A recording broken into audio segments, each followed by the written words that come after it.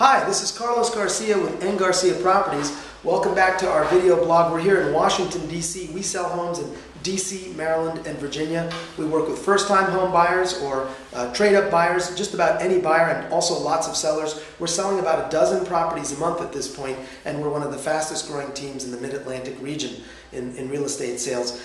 I want to talk about a topic that, every one of my buyer clients wants to talk about the moment that they feel that connection and they go, ooh, I think I really like this property. Their eyes get a little beady and they start thinking, what can I do to take a next step? Of course, one of the big steps that we get to is how to price our offer. So this is about how to price your offer. There's a little science and there's also a little bit of creativity that needs to go into this process. Probably the most scientific part is when you look at one of three sort of scenarios you've got to study.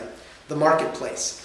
Any good real estate buyer and good real estate agent will know that you've got to do a good analysis of what's gone down in the area. Some people call this comps, looking at comps, or a comparables analysis. So that's the first thing you need to know is, what's the environment in which I'm making this offer. Then you sort of drill down to two other scenarios. One is the seller's worldview, and the other is, of course, your worldview as the buyer.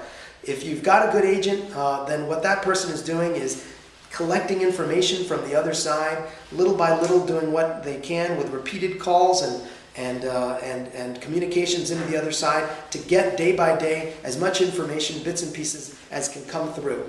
And then what you're doing with your agent at that point is you're sort of trying to connect the dots. You're drawing inferences from what you know and what you don't know. And of course, it's not foolproof or fully transparent, but you're doing the best you can to analyze the seller's situation, because that will impact what they're willing to do. So sometimes irrespective of where the market is. For better or for worse. And finally, and very importantly, what are you willing to do as the buyer?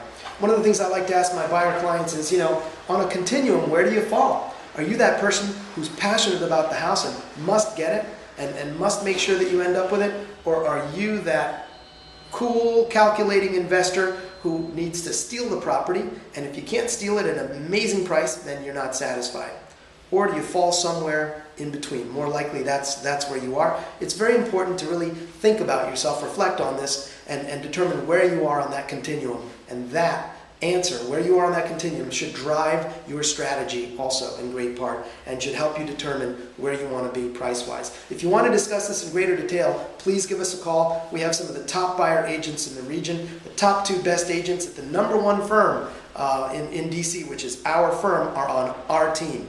Seth Turner and James Grant, top buyer agents, and I'm pretty good at it myself. Give us a call. We'd love to help you out. We're the Eng Garcia Group, Eng Garcia Properties in Washington, D.C. at Keller Williams Capital Properties. Thanks.